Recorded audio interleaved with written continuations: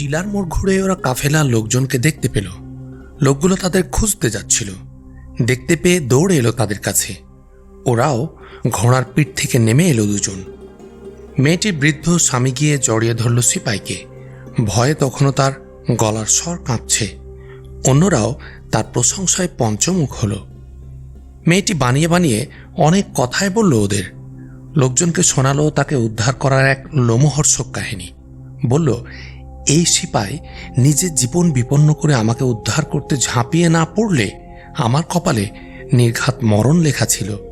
ঘোড়াটি যখন আমাকে নিয়ে পাহাড়ি খাদে ঝাঁপ দিতে যাচ্ছিল, ঠিক সে সময় এই বীর সিপাই তার ঘোড়া নিয়ে গিয়ে সামনে দাঁড়ায়। ফলে ঘোড়াটি আর লাফিয়ে পড়তে পারেনি, কিন্তু তার ধাক্কায় সৈনিকটির ঘোড়ারই এক পা খাদে পড়ে গিয়েছিল। আরেকটু হলে জীবন সাঙ্গ হতো এ যুবকের। ডিউটি শেষে দুই সিপাই সেনা ক্যাম্পে ফিরে যাচ্ছে। একজন বলল, দোস্ত, আজ যা দেখালি না তুই, মেয়েটা যেভাবে তোর গুণ গাইছিল মনে হয় তোর জন্য দিওয়ানা হয়ে গেছে। আসলে কি ঘটেছিল রে? অভিযোগ অস্বীকার করল না সিপাই, মোটামুটি খুলেই বলল সবকিছু। তার প্রতি মেয়েটির আকর্ষণের কথাও স্বীকার করল, কিন্তু বুড়োকে খুন করে তারা বিয়ে বন্ধনে আবদ্ধ হতে যাচ্ছে এ কথাটুকু বলল না। বন্ধুর কথায় উৎসাহিত হয়ে সেও তাকে শোনালো নতুন এক কাহিনী।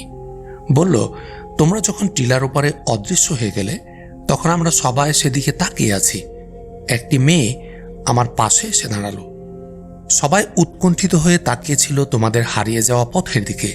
মেয়েটি তাকিয়েছিল আমার দিকে। বুড়ো বলল, চলো এগিয়ে দেখি। বুড়োর কথায় লোকজন এগোতে শুরু করলে মেয়েটি আমাকে বলল, আপনি যাবেন না? আমি বললাম, হ্যাঁ চলো। সবাই এগিয়ে যাচ্ছিল, আমরাও হাঁটা ধরলাম। মেয়েটি খুব ধীরে ধীরে হাঁটছিল। লোকেরা আমাদের পিছনে ফেলে অনেক দূর এগিয়ে গেল।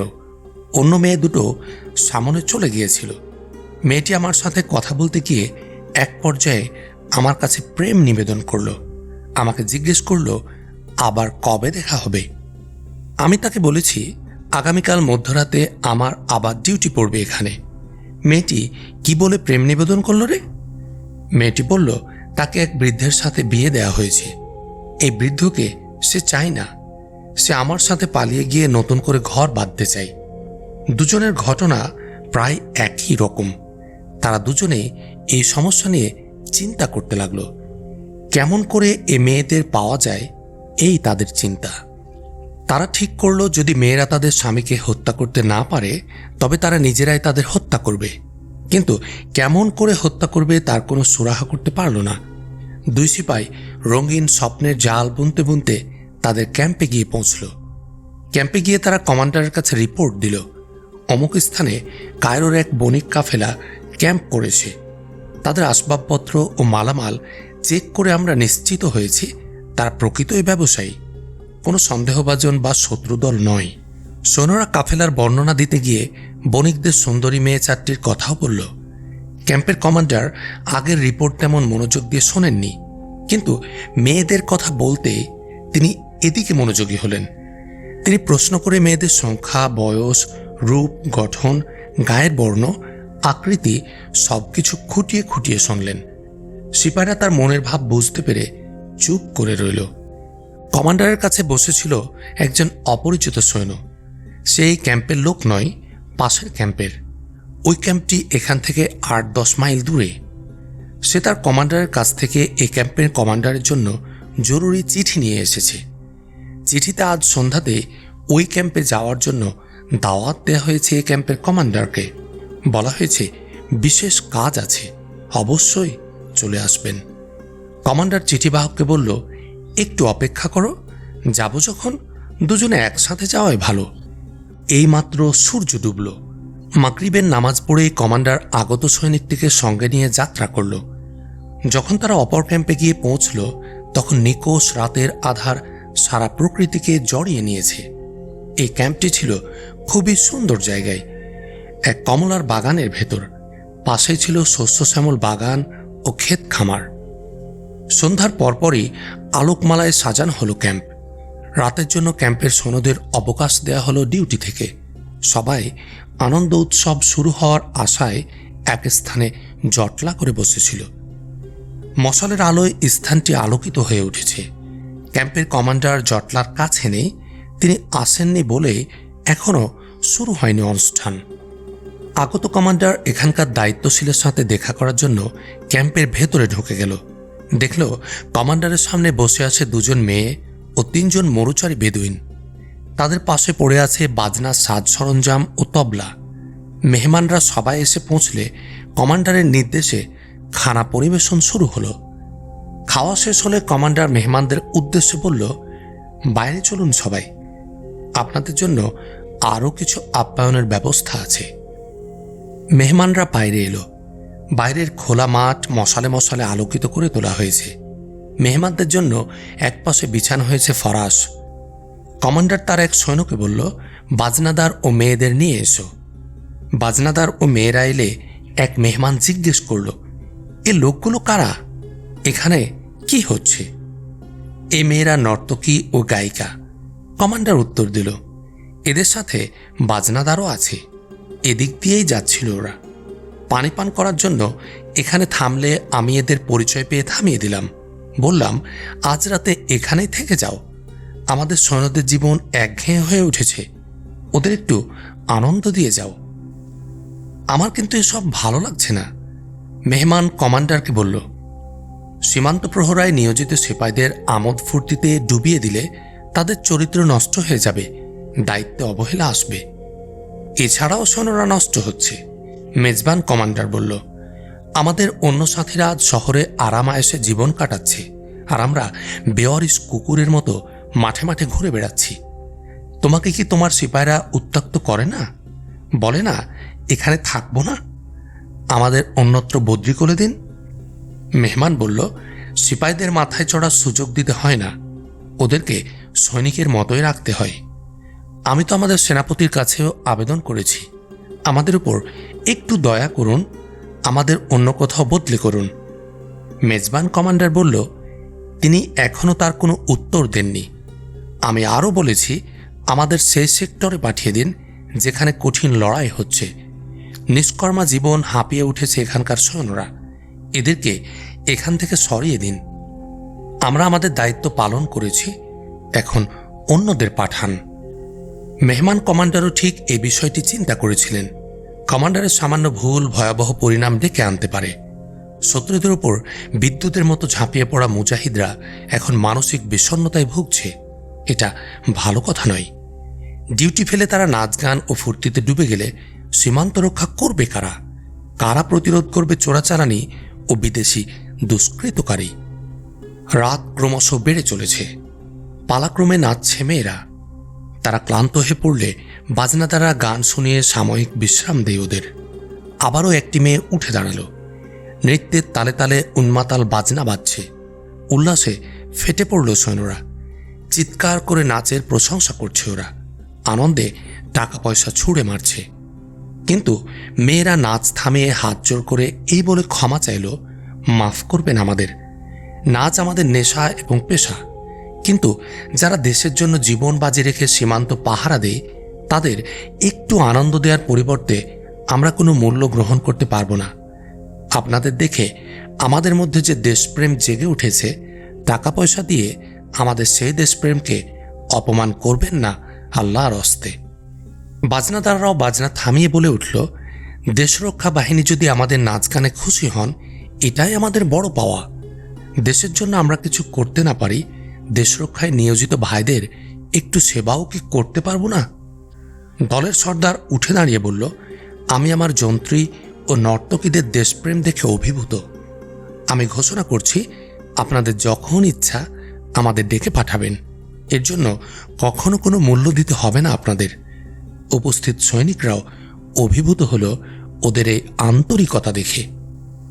এখানে দর্শকদের মধ্যে বসেছিল 2 ক্যাম্পের 2 সামরিক কমান্ডার।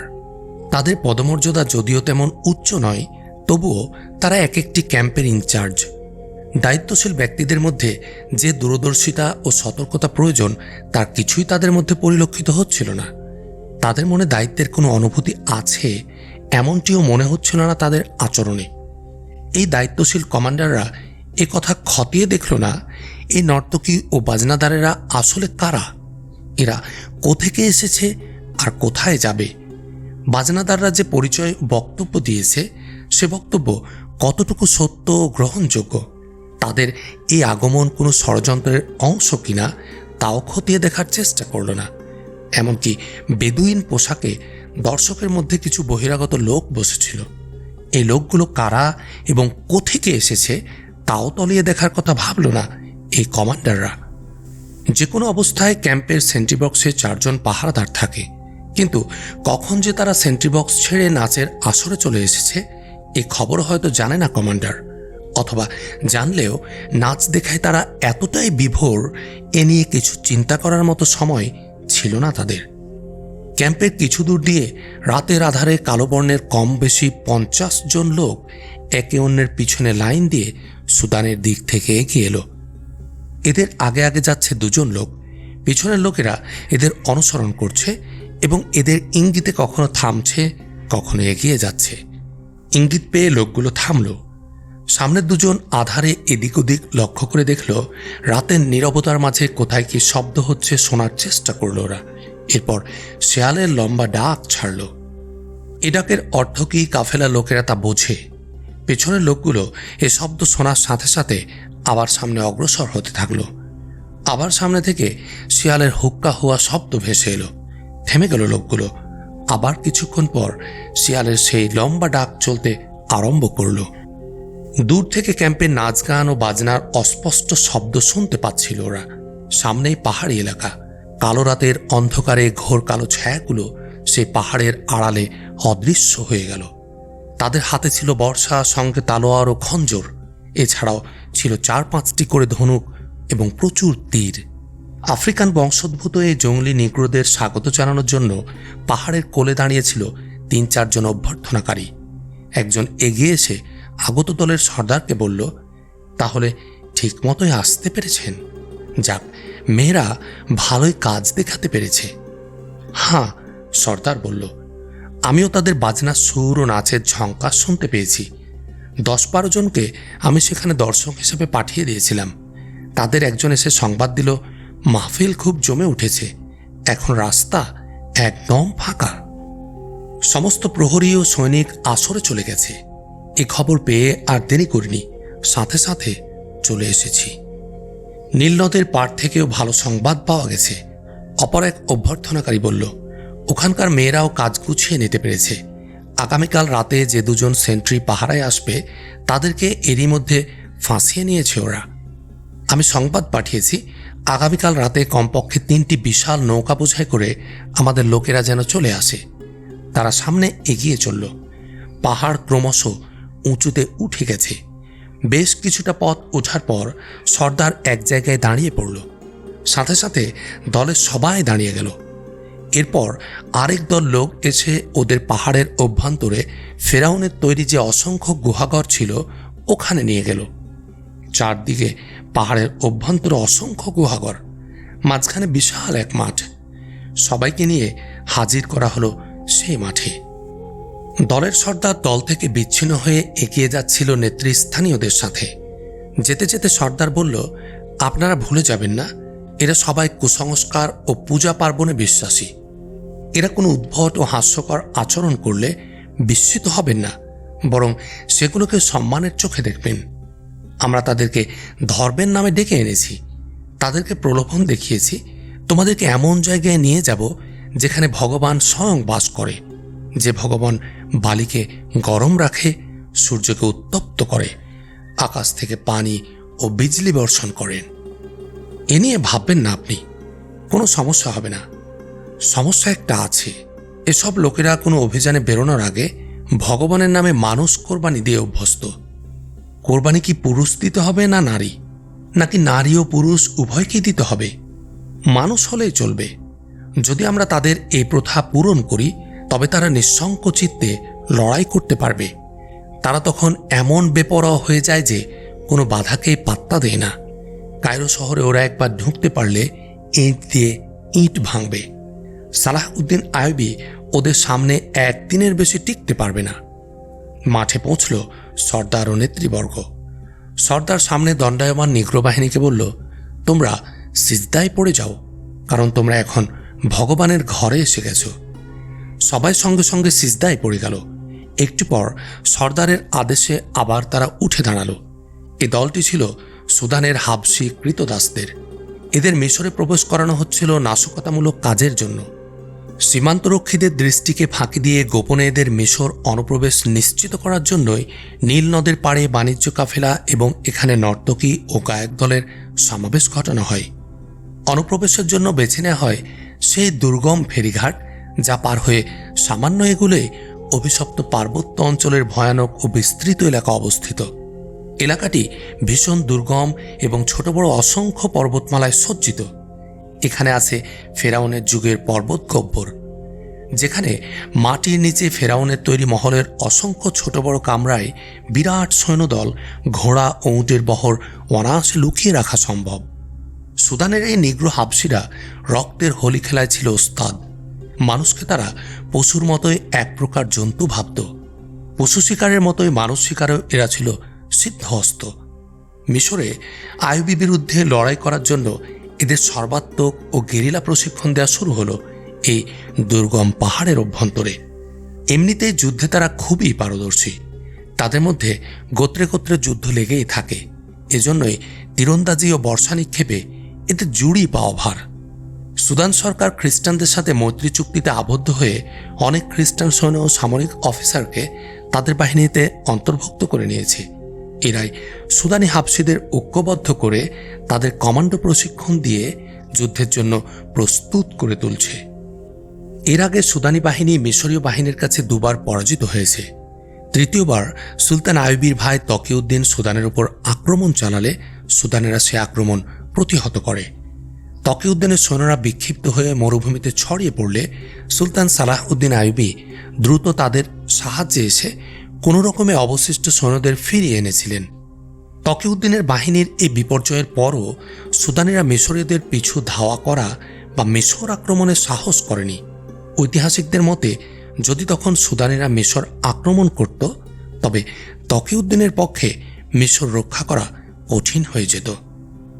বারবার ব্যর্থতার কারণে খ্রিস্টানরা যুদ্ধের পদ্ধতি পরিবর্তন করল। তারা সুলতান আইয়ুবীর মতো গেরিলা যুদ্ধের কথা চিন্তা করতে লাগল। তারা দেখল সুলতান আইয়ুবীর অল্প সংখ্যক কমান্ডো বিশাল বাহিনীর উপর ঝাঁপিয়ে পড়ে, অন্ধকারে অতর্কিত আক্রমণ চালিয়ে তছনছ করে দেয় তাদের। ওরা সামনাসামনি যুদ্ধ করে না, চোরাগুপ্তা হামলা চালিয়ে মুহূর্তে আবার অদৃশ্য হয়ে যায়। কিন্তু এই অল্প সময়ে আক্রান্তরা সম্মুখীন হয় বিপুল ক্ষতির। এ ধরনের আক্রমণের জন্য দরকার বাছাই করা সৈন্য এবং পর্যাপ্ত ট্রেনিং। সাধারণ সৈন্যরা সামনাসামনি দল বেঁধে যুদ্ধ করতে পারলেও এ ধরনের ঝটিকা আক্রমণে সুবিধা করতে পারে না। এজন্যই সুদানিরা হাবশিদের নিয়ে এ নতুন বাহিনী গড়ে তোলার জন্য তৎপর হল। এদের মধ্যে যুদ্ধের উন্মাদনা আছে, আছে ক্ষিপ্রতা ও অতর্কিতে ঝাঁপিয়ে পড়ার ট্রেনিং।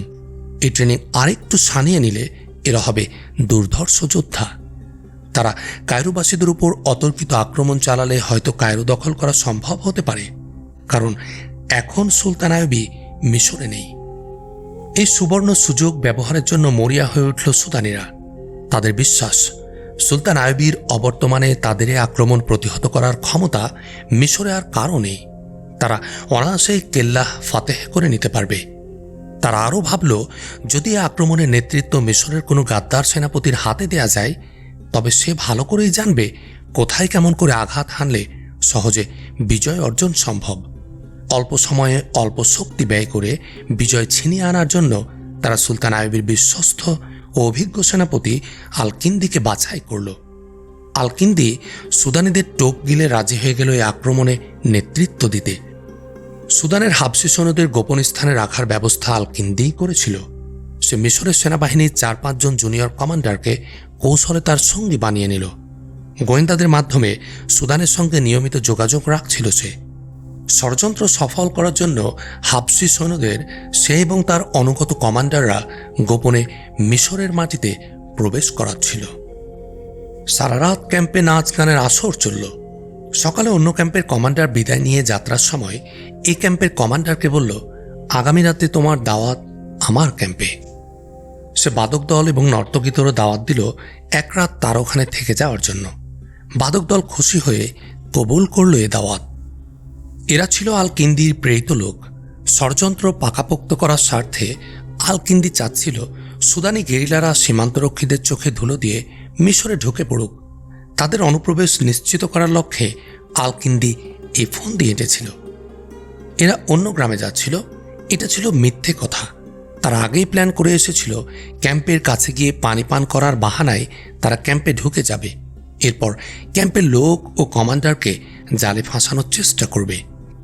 এদের সাথে নর্তকী দুজনের চেহারা ছিল খুবই আকর্ষণীয়। কমান্ডার দেখেই তাদের প্রতি আকৃষ্ট হল। সে আনন্দে শরিক হওয়ার জন্য অন্য ক্যাম্পের কমান্ডারকেও আমন্ত্রণ জানালো। আর এই আনন্দ উৎসবের সুযোগে 50 জন সুদানি হাবশি নেগ্রো সীমান্ত পার হয়ে মিশরের পার্বত্য অঞ্চলে প্রবেশ করল। পরের দিন সন্ধ্যার পর নর্তকী ও বাদক দল নদীর পাড়ের ক্যাম্পে গিয়ে উপস্থিত হল। সেখানেও নাচ গানের আসর জমজমাট করে তুলল ওরা। রাতের দ্বিপ্রহর নদীর পাড়ে পাহারা দিতে রওনা হল 2 সিপাহী।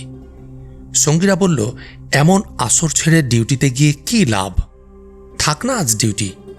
কমান্ডার তখন রূপসী নর্তকীদের নিয়েই মহা ব্যস্ত। কে ডিউটিতে যাচ্ছে আর কে আসছে সেদিকে তার কোনো খেয়াল নেই। কিন্তু তারা এই বলে যাত্রা শুরু করল, তোমরা মৌজ করো, আমাদের কপাল মন্দ, কি আর করা। ডিউটিতে অবহেলা করে কমান্ডারের গালমন্দ খেয়ে কি লাভ। আর মনে মনে বলছিল, তোমরা দুধের স্বাদ ঘোলে মেটাও, দুধটুকু আমরাই খেয়ে আসি। ওদের জন্য যে এর চেয়েও আকর্ষণীয় আসর পড়ে আছে সে কথা কাউকে বলল না। মধুর স্বপ্ন দেখতে দেখতে এগিয়ে চলল 2 সিপাহী। বুকের মধ্যে সে সুন্দরী মেয়েদের ছবি, যারা কাল প্রেম নিবেদন করেছে ওদের কাছে। ওরা বলেছে তাদের দুজনেরই স্বামী বৃদ্ধ, তারা সেই বুড়ো স্বামীর হাত থেকে মুক্তি চায়, ঘর বাঁধতে চায় এই সিপাহীদের সাথে। তাই ডিউটির গরজের চেয়ে রূপসীদের সাথে মিলিত হওয়ার গরজটাই ওদের বেশি। এই গরজই ওদের টেনে নিয়ে চলল সেই বাগানের দিকে। এতদিন ডিউটিতে যাওয়ার জন্য তাদের তেমন কোনো তাড়া ছিল না। ধীরে সুস্থে ঘোড়াকে হাঁটিয়ে নিয়ে পথ চলত। কিন্তু সে রাতে দুজন ক্যাম্প থেকে বেরিয়ে বিপুল বেগে ছুটিয়ে দিল ঘোড়া।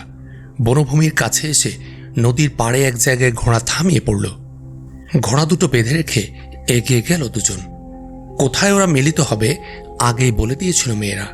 সে অনুযায়ী আরেকটু এগিয়ে 2 বন্ধু আলাদা হয়ে গেল। ধীর পদে এগিয়ে গেল নির্দিষ্ট জায়গায়। সময় মতোই অভিসারে বেরিয়ে আসে 2 মেয়ে। নির্দিষ্ট জায়গায় বসে সৈন্যদের জন্য অপেক্ষা করতে থাকে ওরা। নদীর পাড় থেকে সামান্য দূরে পাহাড়ের নির্জন গুহায় অভিসারে মেতে উঠল 2 যুগল। মেয়েরা তাদের রূপ ও যৌবনের পসরা মেরে ধরল সৈন্যদের সামনে। ভালোবাসার জাদুর বান ছুড়ে দিল তাদের উপর। দুজনেই বলল, ঘুমের ওষুধ মেশানো মদ খায়ে ঘুমে বিভোর করে রেখে এসেছে স্বামীকে। সারা রাত সে আর চোখের পাতা ফেলতে পারবে না। আজ সারা রাত তোমার সাথে গল্প করে কাটিয়ে দেব। ডিউটি ভুলে 2 সিপাই পাহাড়ের নির্জন গুহায় পড়ে রইল মোহময় আচ্ছন্নতায়। জগৎ সংসারের সবকিছু ভুলে ওরা যখন স্বপ্নময় জগতে, ওখান থেকে একটু দূরে নদীর পাড় দিয়ে হেঁটে গেল 4টি ছায়ামূর্তি। কুলকুল রবে বয়ে যাচ্ছে নদীর পানি। লোকগুলো অন্ধকারের ভেতর দিয়ে তাকিয়ে আছে পানির উপর। কোনো কিছু অনুসন্ধান করছে ওরা। নদীর পাড়ে ঘোরাফেরা করতে করতে অধীর হয়ে উঠল ওরা। একজন বলে উঠল, এতক্ষণ তো লাগার কথা নয় ওদের আসতে। অন্য একজন দূরে তাকিয়েছিল। সে বলে উঠল, মনে হয় ওরা আসছে। ওদিকে তাকিয়ে দেখো, ওগুলো নৌকা না? 4 জনই তাকালো সেদিকে। হ্যাঁ, আসছে ওরা। জলদি করে তারা একটি লণ্ঠন জ্বালিয়ে এদিক ওদিক দৌড়াতে লাগলো। একটু পর নদীর মাঝেও জ্বলে উঠল 2টি প্রদীপ, কিন্তু সাথে সাথেই তা আবার নিভে গেল। কিছুক্ষণ পরেই এই বিরাট পালতোলা নৌকা এসে কুলে ভিড়ল। নৌকার মধ্য থেকে একজন দাঁড়িয়ে বলল, সাবধান, কেউ শব্দ করবে না। পরিপূর্ণ নীরবতার মধ্য দিয়ে কালো হাবশি সুদানিরা নৌকা থেকে একে একে নেমে এলো। একটু পরই তার পাশে এসে ভিড়ল আরও একটি নৌকা। সে নৌকা থেকেও নেমে এলো হাবশিরা। 2টো নৌকায় বেশ বড়, কম করেও 200 হাবশি নদীর কিনারে নেমেছে। দ্রুত মাল খালাস করল ওরা।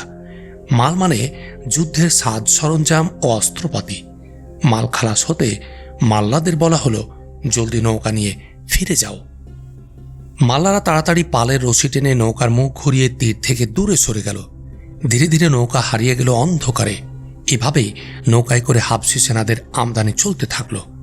নদীর পাড়ে নেমেই ওরা দ্রুত পাহাড়ের দুর্গম অঞ্চলে অদৃশ্য হয়ে যেতে লাগল। দুই সিপাহী ক্যাম্পে ফিরে এলো। ততক্ষণে ক্যাম্পে নাচ গানের আসর শেষ হয়ে গেছে। রাতভর নাচ দেখে ঘুমে ঢুলুঢুলু চোখ নিয়ে নিজ নিজ তাঁবুতে ফিরে যাচ্ছে সৈন্যরা। নাচ গানের জন্য পৃথক তাঁবুর ব্যবস্থা করেছিল কমান্ডাররা। একটি মেয়েকে তার খুব পছন্দ হয়ে গেল। দেখতে মেয়েটি অল্পবয়স্ক, চঞ্চল। কমান্ডার ভাবল, এরা কেবল নর্তকী নয়, নিশ্চয়ই পেশাদার নিশিকন্যাও। সে বাজনাদারকে বলল, এই মেয়েটিকে আমার তাঁবুতে পাঠিয়ে দিও। এরা কোনো সাধারণ নাচের পার্টি ছিল না, বরং এ লোকগুলো ছিল প্রশিক্ষণপ্রাপ্ত গোয়েন্দা। তথ্য সংগ্রহের জন্য আসেনি ওরা।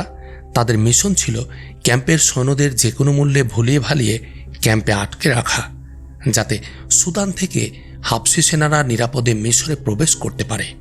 তাদের আরও বলে দেয়া হয়েছিল, পারলে কমান্ডার দুজনকে মুঠোয় নিয়ে এসো, ওরা পরেও কাজে লাগতে পারে। কমান্ডার মেয়েটাকে কাছে পাওয়ার ইচ্ছা প্রকাশ করতে সঙ্গে সঙ্গে তার আশা পূরণ করা হলো। মেয়েটাকে পাঠিয়ে দেওয়া হলো কমান্ডারের তাঁবুতে। কমান্ডার ছিল মধ্যবয়সী নর্তকী পূর্ণ যৌবনা। তাঁবুতে যাওয়ার সাথে সাথে মেয়েটির লাস্যময় ভাব ও উজ্জ্বলতা একদম উবে গেল।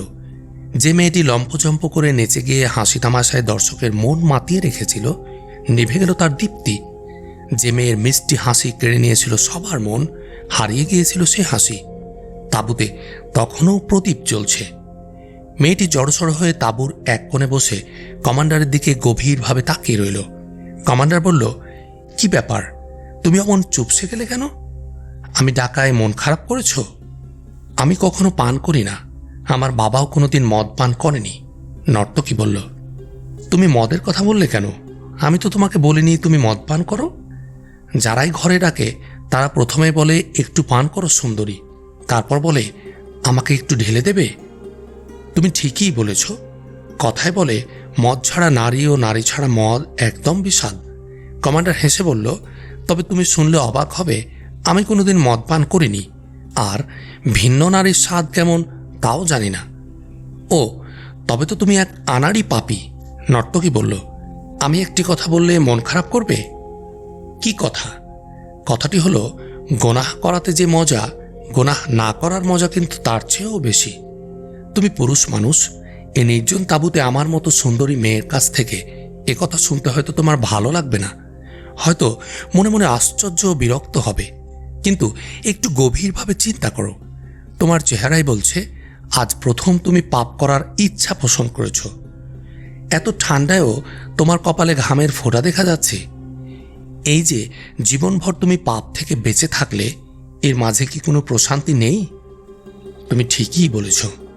মধ্যবয়সী কমান্ডার বলল, আমাকে যখন সামরিক প্রশিক্ষণ দেয়া হয়েছিল তখন পাপ থেকে বাঁচার শিক্ষাও দেয়া হয়েছিল। ট্রেনিংয়ের সময় শারীরিক প্রশিক্ষণের সাথে চারিত্রিক প্রশিক্ষণও অন্তর্ভুক্ত থাকত। এ কারণেই তো সুলতান সালাহউদ্দিন আইয়ুবী 100 সৈন্য নিয়ে ক্রুসেডারদের 1000 সৈন্যকে রক্তে ভাসিয়ে দিতে পারত। কিন্তু এখন তোমার কাছ থেকে একজন দুর্বল মেয়ে অস্ত্র কেড়ে নিতে পারে। নর্তকী বলল, তুমি তোমার এতদিনের চারিত্রিক শক্তি সামান্য এক মেয়ের হাতে তুলে দিতে চাও? কমান্ডার এ কথা শুনে অস্থির হয়ে উঠল। সে সহসায় বলে উঠল, আমি এমনটি আশা করিনি। তুমি এখানে এসে এ ধরনের কথা বলবে ভাবিনি। আমি তো চিন্তা করেছিলাম তুমি এ নির্জনে এসে তোমার চঞ্চল অভিনয়ে, মান অভিমানে আমাকে পাগল বানিয়ে দেবে।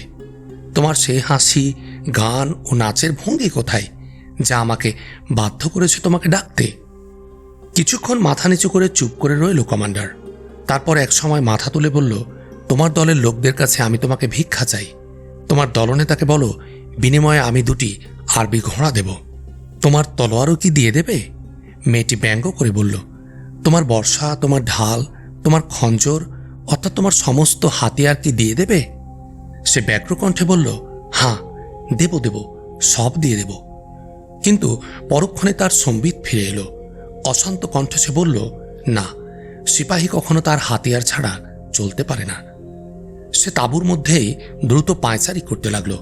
হঠাৎ থেমে রাগের সাথে বলে উঠল, একজন নর্তকীর মুখে এসব কথা শোভা পায় না। তুমি কি আমার হাত থেকে মুক্তি চাও? এজন্যই কি এমন কৌশল করছো? যেন আমি তোমার শরীরে হাত না লাগাই? হ্যাঁ, আমি তোমার থেকে আমার দেহ রক্ষা করতে চাই। মেয়েটি বলল, কেন, তুমি কি অক্ষত? তুমি কি বলতে চাও? তোমার দেহ এখনো পবিত্র? না, নর্তকী বলল, আমি আমার দেহটাকে পবিত্র মনে করি না, এমন দাবিও করি না, কিন্তু আমি আপনার দেহটাকে অপবিত্র করতে চাই না। একজন অপবিত্র লোককে অপবিত্র করায় কোনো গ্লানি থাকে না, কিন্তু একজন পবিত্র মানুষকে অপবিত্র করার গ্লানি সারা জীবন বয়ে বেড়াতে হয়। কমান্ডার তার এ কথা শুনে নির্বোধের মতো হা করে তাকিয়ে রইল। নর্তকী এবার আরও তীক্ষ্ণ তীর ছুঁড়ে মারল। বলল, কোনো মেয়ে তার বাবার দেহকে নাপাক করতে চায় না। আহ! কমান্ডার চিৎকার দিয়ে থামিয়ে দিল ওকে। তারপর দীর্ঘ নিঃশ্বাস ফেলে বলল, ও হ্যাঁ, ঠিকই বলেছ তুমি। আমি বুড়ো হয়ে গেছি, আর তুমি যে যুবতী। সে মাথা নত করে বসে রইল। নর্তকী উঠে কমান্ডারের কাছে গিয়ে তার মাথায় হাত বুলিয়ে বলল, এত নিরাশ হচ্ছেন কেন? আমি তো আপনাকে ছেড়ে কোথাও পালিয়ে যাচ্ছি না, আপনাকে ছলনাও করছি না। যদি আপনি শুধু একজন পুরুষ রূপেই থাকতে চান, তবে আমি না হয় নর্তকী হয়েই থাকব, আর নিজের মনকে এই বলে বুঝ দেব, আমার সামনে এমন একটি পুরুষ পড়েছিল যে লোক আল্লাহর অভিশাপে পড়ে গিয়েছিল। আমি আপনাকে পিতার মতো দেখেছি ও দেখছি। আপনি আমার আর দুটো কথা শুনুন, তারপর যা মনে চায় তাই করবেন। আমি মোটেও বাধা দেব না। কি কথা? আপনার কি মেয়ে আছে? হ্যাঁ, একটি মেয়ে আছে, কমান্ডার উত্তর দিল। তার বয়স কত? 12 বছর। যদি আপনি মারা যান, আপনার স্ত্রী অসহায় ও দারিদ্র্যের চাপে আপনার মেয়েকে কোনো যাত্রাপার্টি বা নাচের দলে বিক্রি করে দেয়, আপনার আত্মা কি শান্তি পাবে? তখন কি আপনার আত্মা মরুভূমি ও এই পাহাড়ের পর্বতে চিৎকার করে বেড়াবে না? আহাজারি করবে না? কমান্ডার বিস্ফারিত নয়নে তাকিয়ে রইল মেয়েটির দিকে। তার কপালে বিন্দু বিন্দু ঘাম চিকচিক করছে। নর্তকীও অপলক চোখে তাকিয়ে রইল তার দিকে। দুজনেই চুপচাপ। একটু পর মেয়েটি আবার বলল, ভুল বুঝবেন না আমায়। মনে করুন আপনি মরে গেছেন। আপনার মেয়ে এক পাপিষ্টের সাথে তার তাঁবুতে বসে আছে, আর সে পাপিষ্ট তাকে বলছে মদানো, মদ ছাড়া নারীর কোনো মজা নেই। কমান্ডারের ঠোঁট রাগে, অপমানে ও আত্মধিক্কারে কাঁপছিল। সে সহসা গর্জন করে উঠল, বেরিয়ে যাও এখান থেকে, বেরিয়ে যাও পাজি মেয়ে। মেয়েটি দীর্ঘশ্বাস ফেলে বলল, যদি আমার বাবা জীবিত থাকতেন, তবে তিনি আমাকে আপনার তাঁবুতে এভাবে দেখতে পেলে দুজনকে খুন করে ফেলতেন। কথাগুলো বলার সময় আবেগে থরথর করে কাঁপছিল তার গলা। চোখ থেকে টপ টপ করে গড়িয়ে পড়ছিল অশ্রুর ফোঁটা। কমান্ডার উঠে তাঁবুর মধ্যে পায়চারি করতে লাগল। নর্তকী কমান্ডারের মানসিক অবস্থা ও রাগকে উপেক্ষা করল না। বলল, আমি আপনাকে বৃদ্ধ মনে করে ঘৃণা করেছি, এটা ঠিক না। আমি তো আমার দাদার বয়সে লোকের সাথেও রাত কাটিয়েছি। বয়সের ভার যাকে ভেতর থেকে গুঁড়ো করে দিয়েছে, সেও তার অর্থের গরমে নিজের লাশের মধ্যে প্রাণ সঞ্চার করতে চাই। আপনি এখনো অতটা বুড়ো হননি, কিন্তু আপনার চেহারার সঙ্গে আমার বাবার এত মিল যে আমি শেষ পর্যন্ত একজন নর্তকী থেকে এক কন্যা হয়ে গেছি। আমি আপনাকে যে কথাগুলো বললাম, এসব কথা আমার মাথায় আগে কোনোদিন আসেনি। এতদিন আমি জানতাম আমি শুধু নাচতে জানি এবং মানুষকে আঙ্গুলের ইশারায় নাচাতে জানি, কিন্তু আমি যে এক বাপের কন্যা হতে পারি আজই প্রথম জানলাম। আমার কথা শুনে আপনি হয়তো বিস্মিত হচ্ছেন। আমি নিজে বিস্মিত হয়েছি তার চেয়েও বেশি। কমান্ডার তার দিকে তাকালো। ততক্ষণে তার রাগ পড়ে গেছে। মেয়েটি আবার বলল, আমার মা ও বাবার চেহারা আমার এখন স্পষ্ট মনে আছে। তাদের কোলে পিঠে মানুষ হয়েছিলাম বড় আদরে। তাদের শরীরের উচ্চতা ও গায়ের গন্ধ এখন আমি মনে করতে পারি। আপনার মেয়ের বয়স 12, আমার তখন বয়স ছিল 9-10। মা বাবা আমাকে খুব আদর করতেন। আমার বাবা মিশরের সেনাবাহিনীতে ছিলেন। সুলতান সালাহুদ্দিন আইয়ুবী ক্ষমতায় আসার আগেই তিনি শহীদ হন। আমার মা তখনও যুবতী। আমরা ছিলাম গরিব। মা আমাকে একটি লোকের হাতে তুলে দিলেন। সে লোক আমার সামনে মার হাতে আমার মূল্য গুনে দিল। লোকটি মাকে বলল, আপনার মেয়েকে আমি বড় ঘরে ভালো পাত্র দেখে বিয়ে দেব। বিদায় নেওয়ার সময় আমি কেঁদে ফেলেছিলাম। মা আমাকে সান্ত্বনা দিয়ে বলেছিলেন, লোকটি তোমার বাবার বন্ধু, সে তোমাকে তোমার বাবার মতোই আদরে রাখবে। আমি 12 বছর বয়স ধরে আছি লোকটির সাথে। লোকটি আমাকে শুধু আশ্বাস দিচ্ছে, তোমার নাচ গান শেখা হলে তোমাকে ভালো বর ভালো ঘর দেখে বিয়ে দিয়ে দেব। কিন্তু এখন আমি বড় হয়েছি, বুঝতে পারছি লোকটি আমার বাবার বন্ধু নয়। বাবাকে সে দেখাওনি কোনোদিন। এ লোক কোনোদিন আমাকে বিয়ে দেবে না। আমাকে বিয়ে দিলে তার যে আয় রোজগার বন্ধ হয়ে যাবে। এ লোক আমাকে নর্তকী হতে বাধ্য করল। নেচে গিয়ে মানুষের মনোরঞ্জনই পেশা হয়ে গেল আমার। অবশ্য এ লোক আমাকে স্নেহ করেন না এমন নয়। তিনি আমার মালিক এবং আমার উস্তাদও। আমার সঙ্গে তিনি খুব সদয় ব্যবহার করেন। আমাকে ভালো ভালো খেতে দেন, পড়তে দেন। যখন আমি পরিপূর্ণ যুবতী হলাম, তখন আমি নিজেকে নতুন করে চিনতে শিখলাম, বুঝতে শিখলাম আমার জীবনের মূল্য। আর যেদিন আমি তা বুঝতে পারলাম, সেদিন থেকেই আমার আশা ভরসা ও সব স্বপ্ন কল্পনা নিঃশেষ হয়ে গেল। আমি এখন এক মনোরম মাটির পুতুল। মানুষে পুতুল আদর করে মজা পায়, কিন্তু তাতে পুতুলের কিছু যায় আসে না। কিন্তু আপনাকে দেখে এ পুতুলে আবার প্রাণ ফিরে এলো। জেগে উঠল বাবা মায়ের সে আদর ও সোহাগের স্মৃতি। কথা বলছিল মেয়েটি, কিন্তু তার চোখ দিয়ে অনর্গল গড়িয়ে পড়ছিল অশ্রু। সে দীর্ঘশ্বাস ফেলে বলল, এখন আমার এমন মনে হচ্ছে যেন আমার বাবার আত্মা এই তাঁবুর আশপাশে ঘোরাঘুরি করছে। এই তাঁবুতে আসার আগে আমি কি ছিলাম আর এখন কি হয়ে গেলাম, এমনটি কখনো হয়নি আমার। এমন মনে হচ্ছে আমার পিতার আত্মা আমার চারপাশে ব্যাকুল হয়ে ছুটাছুটি করছে। তোমার নাচ দেখে বুঝতে পারছি তুমি বেশ দামি নর্তকী। আমিরদের মহল ও চোখ ধাঁধানো সরাইখানাতেই মানায় তোমাকে। কিন্তু তুমি শহর ছেড়ে এই মরুভূমিতে কেন এসেছো? শান্ত কণ্ঠে জিজ্ঞেস করল কমান্ডার। আমি উপযুক্ত মূল্য পেয়ে এখানে এসেছি, নর্তকী বলল। আমি দলের কাউকে চিনি না। আমাকে শুধু বলা হয়েছে সীমান্তে যেতে হবে, আর সেখানে যে সকল সেনাফাঁড়ি রয়েছে সেখানকার সিপাহী ও কমান্ডারদের মনোরঞ্জন করতে হবে। এর জন্য আমি নতুন করে কোনো মূল্য নিতে পারবো না। সৈন্যদের বিনামূল্যে নাচ দেখাতে ও খুশি করতে হবে আমাকে।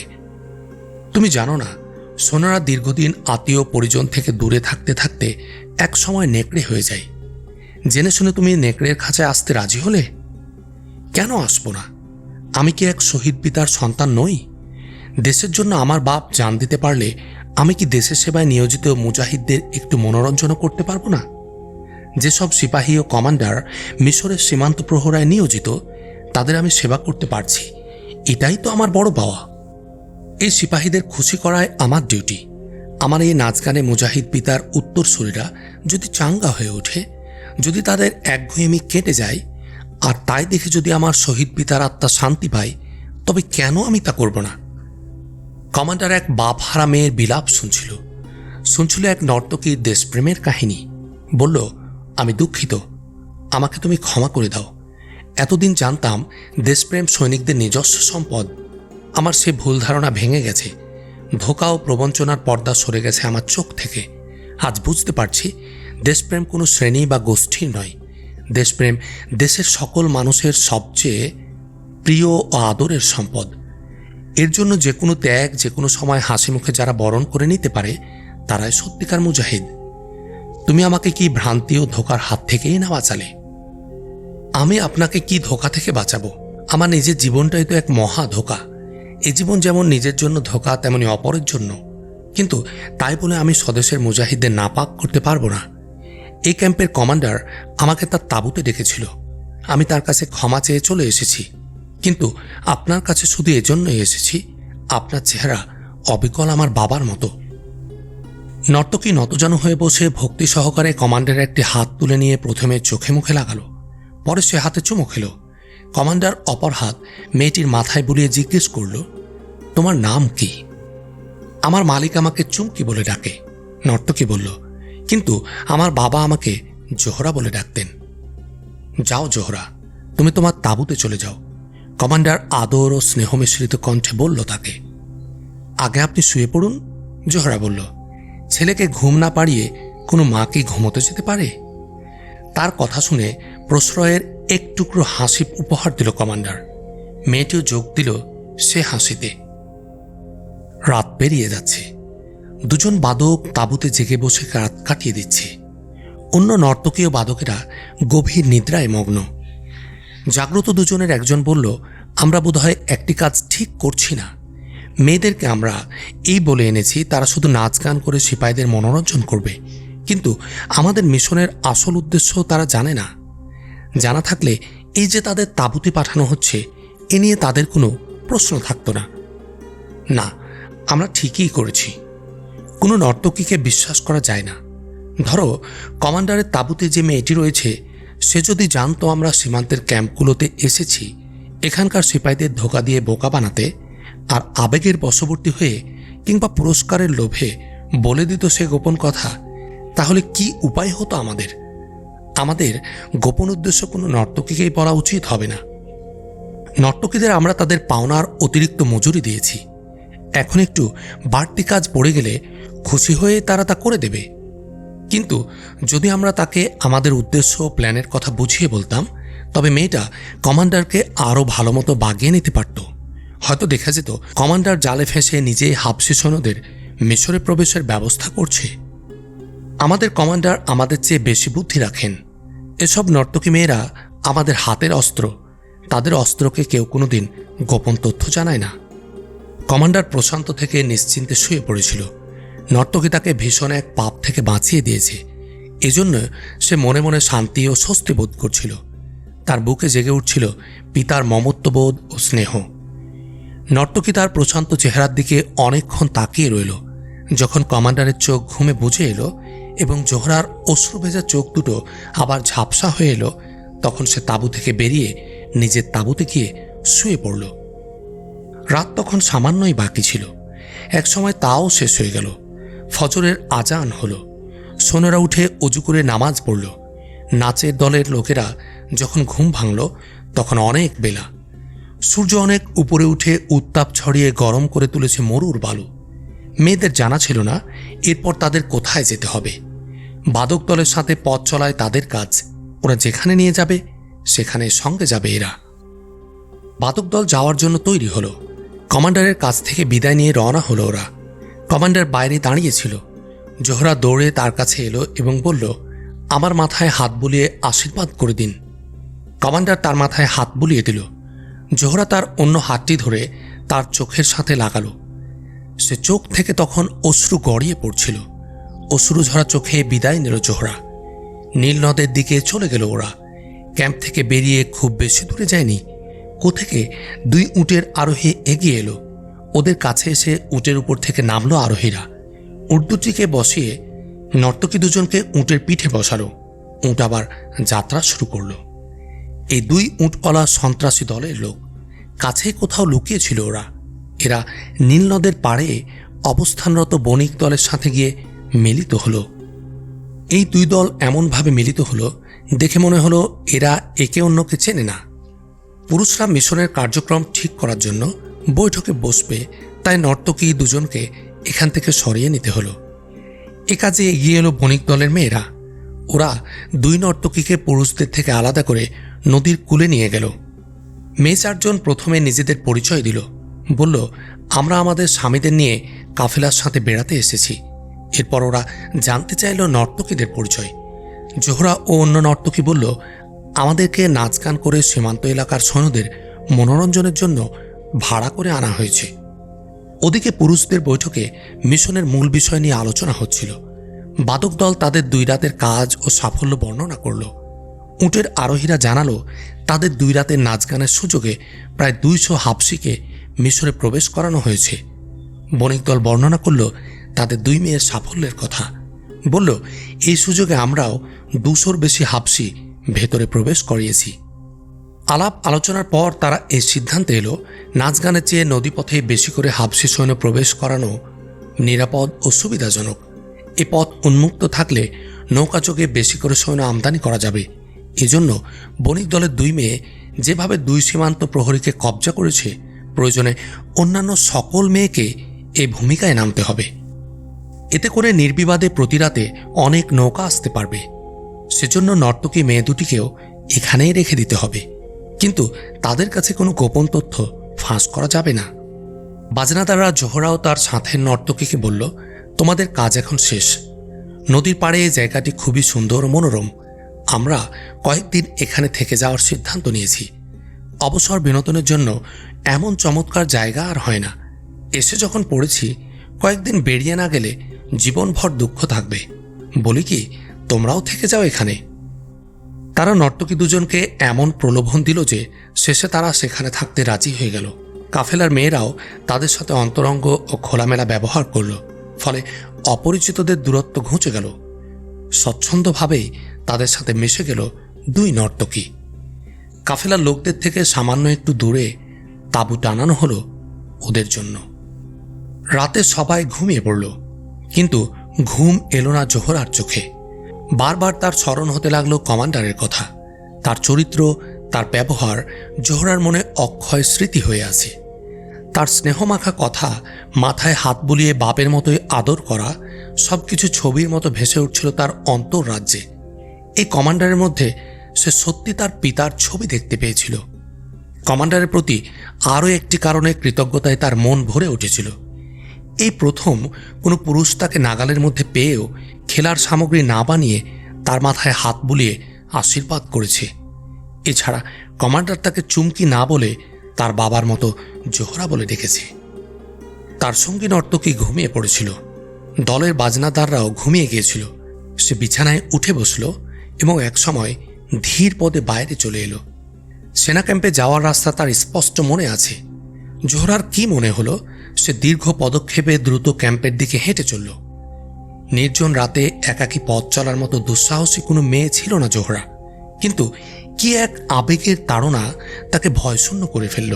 সে নির্ভয়ে এগিয়ে চলল ক্যাম্পের দিকে। এক সময় শেষ হলো তার পথ চলা। ক্যাম্পে পৌঁছে গেল সে। প্রহরী তাকে দেখেই চিনতে পারল। সে প্রহরীকে বলল, কমান্ডারের কাছে যাচ্ছি। প্রহরী তাকে বাধা দিল না, কারণ গত রাতেও এ মেয়ে দীর্ঘক্ষণ কমান্ডারের তাঁবুতে ছিল জানে সে। জোহরা সরাসরি কমান্ডারের তাঁবুতে গিয়ে প্রবেশ করল। কমান্ডার গভীর ঘুমে নিমগ্ন, কিন্তু সৈনিক সুলভ সতর্কতা তাকে জাগিয়ে দিল। ঘুম ভাঙতেই অন্ধকারে চোখ মেলে তাকালো কমান্ডার। একটি কোমল হাতের মুঠোর মধ্যে নিজের হাতটি আবিষ্কার করে বিস্মিত হলো সে। হাতের কোমলতায় বলছিল, এটা কোনো পুরুষের হাত নয়। সে দ্রুত উঠে হতচকিত হয়ে বলল, কে তুমি? আমি জোহরা। কমান্ডারের বিস্ময় তখনও কাটেনি। বলল, তুমি এত রাতে এখানে? ভয় পাচ্ছ কেন? বাপের কাছে মেয়ে আসবে না? জোহরা তাকে বলল, কিছুতেই ঘুম আসছিল না। বারবার কেবল তোমার কথাই মনে হচ্ছিল। ইচ্ছে হচ্ছিল তোমাকে একটু দেখি। ভয় নেই, তুমি শুয়ে থাকো, একটু পরই আমি চলে যাব। কমান্ডার বাতি জ্বালালো। জিজ্ঞেস করল, এখন কোথেকে এসেছ? জোহরা সব খুলে বলল। জোহরার কথা শুনে কমান্ডার কামরা থেকে বের হয়ে গেল। দুটি ঘোড়া রেডি করে জোহরাকে বলল, চলো। জোহরাকে একটি ঘোড়ার পিঠে উঠিয়ে দিয়ে অন্যটিতে উঠে বসল নিজে। ঘোড়া চলতে শুরু করল। চলার পথে জোহরা আবেগে অনর্গল কথা বলতে লাগলো। কমান্ডার তাকে তার উচ্ছ্বাস প্রকাশে কোনো রকম বাধা দিল না। যথেষ্ট দরদ ও মমতা নিয়ে শুনতে লাগলো তার কথা। আরেকটু পরে তারা গন্তব্যে পৌঁছে যাবে। এখান থেকে ওরা দেখতে পাচ্ছিল বাগান ও ক্যাম্প। জোহরা কমান্ডারকে থামিয়ে দিয়ে বলল, এবার আপনি ফিরে যান। কমান্ডার তার মাথায় হাত রেখে আদর করল, আশীর্বাদ করে বলল, ভালো থেকো। জোহরা ক্যাম্পে ফিরে দেখল ক্যাম্পের এক লোক জেগে বসে আছে। সে জোহরাকে জিজ্ঞেস করল, কোথায় গিয়েছিলে? জোহরা বলল, ঘুম আসছিল না, তাই একটু নদীর পাড়ে হাঁটতে গিয়েছিলাম। লোকটি তাকে সাবধান করে দিয়ে বলল, তোমার আচরণ সন্দেহজনক। তুমি ঠিক করে বলো, এত রাতে একা তুমি কোথায় এবং কেন গিয়েছিলে? মিথ্যে বলো না, যা সত্যি তাই বলে ফেলো। জোহরা তাকে সত্যি ঘটনা বলতে চাচ্ছিল না। সে আবার বলল, বললাম তো, নদী পাড়ে বেড়াতে গিয়েছিলাম। এখন থেকে তুমি আমার আদেশ ছাড়া এক পাও বাইরে যেতে পারবে না। লোকটি আদেশের সুরে বলল। আমি তোমার কেনা দাসী নই। জোহরা বলল, আমাকে যে কাজের দায়িত্ব দিয়েছিলে সে কাজ আমি শেষ করেছি। যে মূল্য দিয়েছিলে সে মূল্য পরিশোধ করেছি। এখন আর আমি কারো আদেশের ধার ধারি না। তুমি কি তোমার মালিকের কাছে জীবিত ফিরে যেতে চাও না? সে লোক বলল, যদি চাও তবে আমার অবাধ্য হয় না। আমি নিষেধ করছি, আমাকে না বলে কোথাও যেও না। দুই সিপাহী প্রতি রাতে টহল দেওয়ার বাহানায় নদীর পাড়ে গিয়ে ওই মেয়েদের সাথে মিলিত হতো। দুই মেয়ে দুজনকে নিয়ে যেত আলাদা আলাদা জায়গায়। সেখানে নানা রকম প্রলোভনে আটকে রাখত তাদেরকে। সৈন্যরা যখন মেয়েদের নিয়ে পাহাড়ের গুহায় সময় কাটাতো, সে সময় হাবশি সৈন্য বোঝায় পালতোলা নৌকা এসে ভিড় কুকুলে। সঙ্গে সঙ্গে হাবশি সৈন্যরা লাফিয়ে নেমে হারিয়ে যেত পাহাড়ের অন্তরালে, অদৃশ্য গোপন আস্তানায়। এভাবে অল্প সময়ের মধ্যে পাহাড়ের গোপন আস্তানায় হাবশি সৈন্যদের বিশাল বহর জমা হয়ে গেল। এখন তারা যে কোনো সময় আক্রমণ চালিয়ে ফাঁড়ি দুটোর সৈন্যদের নিঃশেষে ধ্বংস করে দিতে পারবে। কিন্তু তাদের কমান্ডার বুদ্ধিমান। সে জানে ফাঁড়িতে আক্রমণ করলে সে সংবাদ সঙ্গে সঙ্গে কায়রো পৌঁছে যাবে। তার পরিণাম হবে খারাপ। কায়রো থেকে নতুন সেনাবাহিনী এসে দায়িত্ব নেবে ক্যাম্পের। এতে তাদের পরিকল্পনা বাস্তবায়নে সমস্যা হবে। অতর্কিতে কায়রো দখলের চেষ্টা ব্যর্থ করে দেওয়ার জন্য মরিয়া হয়ে উঠতে পারে তারা। তাই এ ধরনের আত্মঘাতী আক্রমণের কাছে গেল না সে। পাহাড়ি এলাকায় হাবশিদের সংখ্যা ক্রমেই বেড়ে চলেছে। সুদানে প্রস্তুতি নিচ্ছে ক্রুসেডাররা। এই মিশনের কমান্ডার, যে কায়রোতে এই অতর্কিত আক্রমণের নেতৃত্ব দেবে, সব কিছু বুঝিয়ে দেয়া হয়েছে তাকে। কয়েকদিনের মধ্যে সীমানা পেরিয়ে সে পাহাড়ি ক্যাম্পে হাজির হবে। তারপর এখানে জমায়েত হাবশিদের নিয়ে পৌঁছে কায়রোর আশপাশে এবং সুযোগ মতো আক্রমণ চালিয়ে দখল করে নেবে কায়রো। সেনাপতি আলকিন্দি এখন কায়রোতে অবস্থান করছেন। নিজের দায়িত্ব পালন করতে কায়রো গিয়েছেন তিনি। তার গতিবিধি ও হাবভাব দেখে কেউ সন্দেহ করতে পারবে না এ লোক কোনো ষড়যন্ত্রের সাথে জড়িত। এই অতি বিশ্বস্ত লোকটি বিশ্বাসঘাতকতার প্রধান হয়ে ছোবল হানতে যাচ্ছে আইয়ুবীকে। প্রতিদিন রাতে সীমান্তের রিপোর্ট নিয়ে গোপনে তার কাছে পৌঁছে যায় কাসেদ। গতরাতে কত হাবশি সেনা পাহাড়ি অঞ্চলে এসে পৌঁছেছে, এখন সেখানে তাদের সংখ্যা কত, সবই সময় মতো জানতে পারেন তিনি। সুদানিরা জানিয়েছে এ আক্রমণের মূল নেতা তিনিই থাকবেন। অন্যান্য দলনেতারা তার হুকুমে আক্রমণের নেতৃত্ব দেবে। তাই তিনি তার প্ল্যান প্রোগ্রাম গুছিয়ে নিচ্ছিলেন। হাবশি সৈন্যের সংখ্যা 1000-এ পৌঁছে গেছে। অভিযানে বেরিয়ে পড়ার সময় হয়েছে জানানো হলো তাদের। তারা বলল, কিন্তু নরবলি শেষ না হওয়া পর্যন্ত তো আমরা কোনো অভিযানে শরিক হতে পারবো না। আলকিন্দির লোকেরা এ প্রস্তাব অগ্রাহ্য করতে চেষ্টা করল, কিন্তু হাবশিরা তাদের দাবিতে অটল। তাদের সাথে যে ধর্মগুরু এসেছে সে বলল, এ বিধান লঙ্ঘন করলে এরা যুদ্ধ করতে পারবে না। বলি দেয়া মানুষের রক্ত না ছোঁয়া পর্যন্ত তাদের মধ্যে যুদ্ধের উন্মাদনা সৃষ্টি হয় না। আলকিন্দির লোকেরা বিপাকে পড়ে গেল। কোথায় পাবে তারা বলি দেওয়ার জন্য জীবন্ত মানুষ? হাবশিরা বলতে লাগলো, হয় নরবলি দাও, নইলে আমরা দেশে ফিরে যাব। তাদের ধর্মীয় নেতাকে বলা হলো, হাবশিদের মধ্য থেকে 2-1জনকে ধরে বলি দিয়ে দিলেই তো হয়ে যায়। ধর্মগুরু বলল, এ কোরবানি গ্রহণযোগ্য হবে না। বলির জন্য সেই অঞ্চলের মানুষ আনতে হবে যে অঞ্চলে আক্রমণ করা হবে। যারা যুদ্ধ করতে এসেছে তাদের কোরবানি বৈধ নয়। শেষ পর্যন্ত তাকে বলা হলো, ঠিক আছে, আক্রমণের আগের দিন মিশর থেকে এক লোককে ধরে এনে আপনার হাতে তুলে দেয়া হবে। পুরোহিত রাজি হলো না, বলল, বলির লোক এখনই চাই, কারণ তাকে ভালো খাইয়ে দাইয়ে মোটা তাজা করতে হবে। তারপর দেখতে হবে সে লোক আপন দেবতার আরাধনা করে কিনা। বলি দেওয়ার বিষয়টি বেশ জটিল হয়ে উঠল। পুরোহিত একটার পর একটা নতুন নতুন ফ্যাকড়া সৃষ্টি করতে লাগলো। বলল, আমরা ইচ্ছা করলেই যাকে তাকে বলি দিতে পারবো না। আমাদের হিসেব করে দেখতে হবে দেবতা পুরুষের কোরবানি চান না নারীর কোরবানি, নাকি দুজনের কোরবানি চেয়ে বসেন দেবতা, তাও জানতে হবে এবং সে চাহিদা অনুযায়ী বলি সম্পন্ন করতে হবে। সে রাতে আলকিন্দির কাছে সংবাদ গেল, হাবশিরা যুদ্ধের আগে কোরবানির জন্য মানুষ চাই। আলকিন্দি বলল, তাতে চিন্তার কি আছে? পথঘাট থেকে কাউকে ধরে তাদের হাতে তুলে দাও। কিন্তু পুরোহিত এখনো বলেনি তাদের দেবতা পুরুষ নারী নাকি উভয়েরই রক্ত চাই। এটা জানার আগে আমরা কাকে ধরব, কেমন করে ধরব? আমি এত কথা শুনতে চাই না। তাদের যে দাবি থাক পূরণ করে দাও। আলকিন্দি বলল, কয়েকদিন পর যখন আমি কায়রোর উপরে আক্রমণ চালাবো, তখন কত লোক মারা যাবে তার কোনো ইয়ত্তা নেই। 2-1জন লোক 2 দিন আগে মারা গেলে এমন কি আর ক্ষতি হবে? আলকিন্দি তার গোয়েন্দার সাথে কথা বলছিল। একজন খ্রিস্টান এসে ভেতরে ঢুকল। তার পরনে মিশরীয় পোশাক। ভেতরে প্রবেশ করে সে তার কৃত্রিম দাড়ি ও মেকআপ খুলে ফেলল।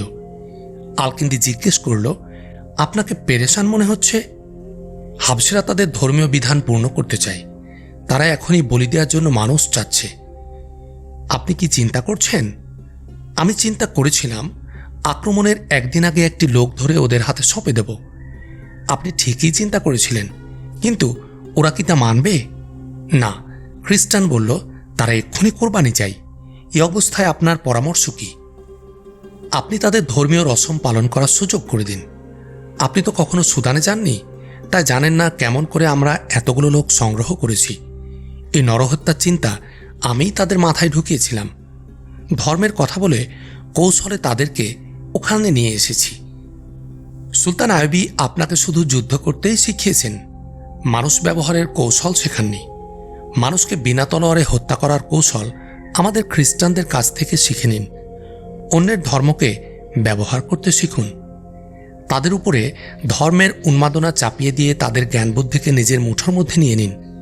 তাদের অর্থহীন ও বাজে ধর্মীয় অনুষ্ঠানকে নিন্দা ও সমালোচনা না করে তাদের আরও উৎসাহিত করে নিজেও তাদের সঙ্গে লোক দেখানো অংশীদার হয়ে তাদেরকে হাতের মুঠোয় রাখুন। সাধারণ মানুষকে ধর্মের নামে ধোঁকা দেয়া অন্য যে কোনো কৌশলের চেয়েও বেশি কার্যকর হয়। আমরা যত মুসলমানকে আমাদের সঙ্গী বানিয়েছি, তাদেরকে সালাহউদ্দিন আইয়ুবীর বিরুদ্ধে দাঁড় করিয়েছি এই ধোঁকা ও কৌশলের মাধ্যমে। মুসলমানরা ধর্মীয় আবেগে আমাদের জালে এসেছে। আর এই হাবশিরা তো একদম জঙ্গলি। এদেরকে আমরা 1 বছরের বেশি সময় ধরে নির্বোধ বানিয়ে রেখেছি। সুদান থেকে রওনা হওয়ার আগে আমরা 2 জন সুদানিকে তাদের হাতে দিয়ে বলেছি এরা মিশরী লোক। তারা তাদেরকে জবাই করে তবে সুদান থেকে রওনা দিয়েছে। হাবশি পুরোহিত কি বলেছে? সে পুরুষ লোক চায় না নারী? আলকিন্দি জিজ্ঞেস করল। সে কি চায় তা ওখানে গেলেই জানতে পারবেন। আমি মনে করি এখনই আপনার সেখানে যাওয়া বিশেষ দরকার। খ্রিস্টানটি বলল, তবে আমি আপনাকে অন্যরকম পদ্ধতি ও কৌশলে তাদের সামনে উপস্থিত করতে চাই।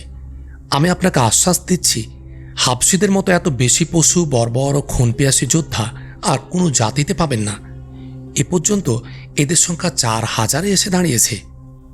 যদি আমরা তাদের উপর ধর্মীয় ভূত চাপিয়ে রাখতে পারি এবং তাদের বিশ্বাস দিয়ে রাখতে পারি যে এ যুদ্ধ আমাদের জন্য নয়, এ যুদ্ধ তাদেরই জন্য, তবে তাদের 1000 সৈন্যই কায়রোর সমস্ত সৈন্যকে লাশে রূপান্তরিত করে দেবে। আমি তাদের জানিয়েছি আমরা তাদেরকে তাদের ভগবানের ঘরে নিয়ে যাচ্ছি, আর সেই ভগবানের জমিন এখন শত্রুদের অধিকারে। খ্রিস্টানটির প্রস্তাবে রাজি হলো আলকিন্দি। বলল, হ্যাঁ, আমি যাব ওখানে। আলকিন্দির সাথে ক্ষমতার ভাগাভাগি নিয়ে সুদানি ও ক্রুসেডারদের মধ্যে চুক্তি হয়ে গেছে। চুক্তি মোতাবেক মিশরকে 2টি ভাগে ভাগ করা হবে। এক অংশের সুলতান হবে আলকিন্দি, আর অবশিষ্ট অর্ধেক সুদানকে দিয়ে দেওয়া হবে। হাবশি সৈন্যদের জোগাড় করার সময়ও সুদানিরা এরকম চুক্তি করেছিল। সে যুগের প্রসিদ্ধ ব্যক্তি কাজী বাহাউদ্দিন সাদ্দাত তার ডায়েরিতে লিখেছেন, আলকিন্দি খ্রিস্টানদের ও সুদানিদের সাহায্যে সভ্যতা ও কৃষ্টি বিবর্জিত পশু প্রকৃতির হিংস্র স্বভাব হাবশিদের ওপর তাদের ধর্মীয় ভূত চাপিয়ে দিয়ে তাদের মধ্যে যুদ্ধের উন্মাদনা সৃষ্টি করেন এবং আলকিন্দি নিজেই তাদের ভগবান হয়ে গিয়েছিলেন। হাবশিদেরকে বলা হয়েছিল, এই লোক তোমাদের ভগবান, যিনি কয়েকশো বছর আগে ভগবানদের নেতার কাছে গিয়েছিলেন। ডায়েরিতে সুলতান সালাহউদ্দিন আইয়ুবীকে সুলতান ইউসুফ বলে উল্লেখ করা হয়েছে, কারণ এই মহান মুজাহিদের আসল নাম ছিল ইউসুফ সালাহউদ্দিন। কাজী বাহাউদ্দিন সাদ্দাত তাকে স্নেহ ও আদর করে সুলতান ইউসুফ বললেও ইতিহাসে তিনি সুলতান সালাহউদ্দিন আইয়ুবী নামেই প্রসিদ্ধ হন। তিনি জানতেও পারলেন না তার অনুপস্থিতিতে মিশরে কি ভয়ঙ্কর খেলা চলছে। তকিউদ্দিন নিশ্চিন্ত, আলকিন্দির মতো বিশ্বস্ত সেনাপতি সীমান্ত রক্ষার দায়িত্বে নিয়োজিত। আলী বিন সুফিয়ানও টের পেলেন না আলকিন্দির ষড়যন্ত্রের কোনো খবর। কিন্তু বসে নেই আলকিন্দি, বসে নেই সুদানি ও খ্রিস্টান ষড়যন্ত্রকারীরা। 10,000 হাবশি নেগ্রো সেনা প্রস্তুত মিশরের চূড়ান্ত আঘাত হানার জন্য। যে কোনো মুহূর্তে তারা ঝাঁপিয়ে পড়তে পারে ঘুমন্ত কায়রোবাসীর উপর।